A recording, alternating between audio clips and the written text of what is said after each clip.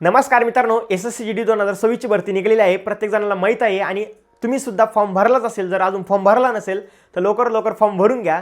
आणि मित्रांनो, आजचा व्हिडिओ खूप खास होणार आहे, कारण की आज आपण ह्या व्हिडिओमध्ये बघणार आहोत महाराष्ट्रामध्ये कास्टनुसार फोर्सनुसार किती वॅकन्सी आहे, किती जागा आहे, पूर्ण डिटेलमध्ये माहिती बघणार आहोत. तर मित्रांनो, हा व्हिडिओ शेवटपर्यंत तुम्ही नक्की बघा.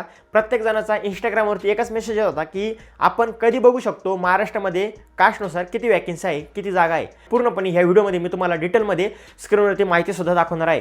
तुम्ही जर आपल्या यूट्यूब चॅनलवरती नवीन आहात तर आपल्या चॅनल सबस्क्राईब करून ठेवा, बेल आयकॉन प्रेस करा, म्हणजे अशाच नवीन भरतीचे अपडेट, नवीन माहिती तुमच्यापर्यंत येत राहील. पण त्या अगोदर तुम्ही SSCGDचा फॉर्म भरला नसेल तर लवकर फॉर्म भरून घ्या.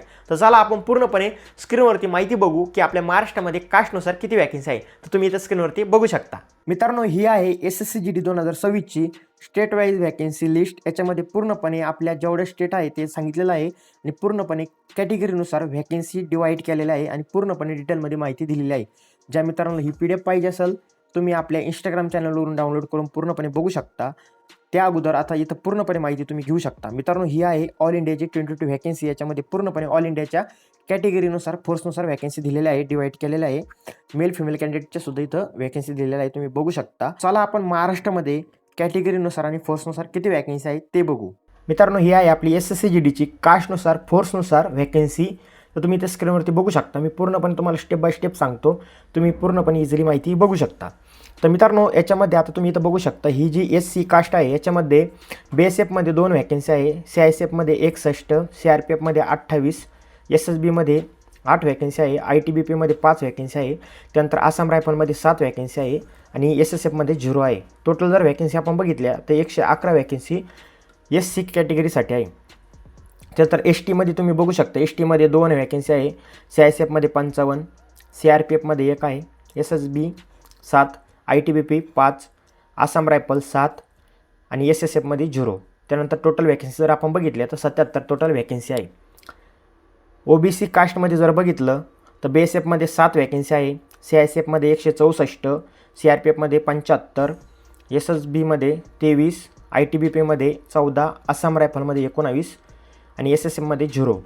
टोटल जर बघितल्या तर 301 वॅकन्सी OBC कास्टसाठी आहे.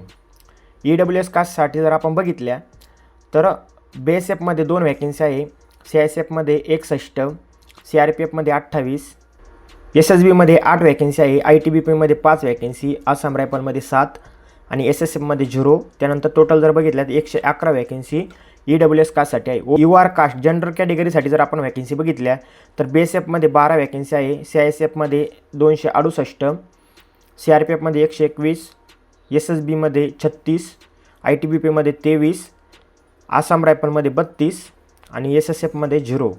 टोटल जर वॅकन्सी बघितल्या तर 492 वॅकन्सी आपल्या जनरल कॅटेगरीमध्ये आहे. मित्रांनो, तुम्ही इथं स्क्रीनवरती ज्या पूर्णपणे वॅकन्सी बघितल्या ह्या मेल कॅन्डिडेटसाठी होत्या.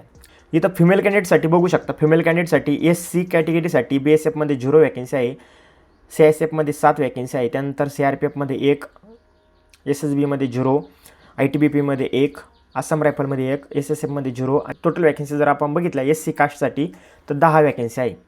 STमध्ये बघू शकता 0, BSFसाठी, CISFसाठी 6, CRPFसाठी 1, SSBसाठी 0, ITBPसाठी 1, आसाम रायफलसाठी 0 आणि SSFसाठी 0. म्हणजे टोटल वॅकन्सी 8 आहे STमध्ये. OBC कास्टसाठी वॅकन्सी तुम्ही इथं बघू शकता.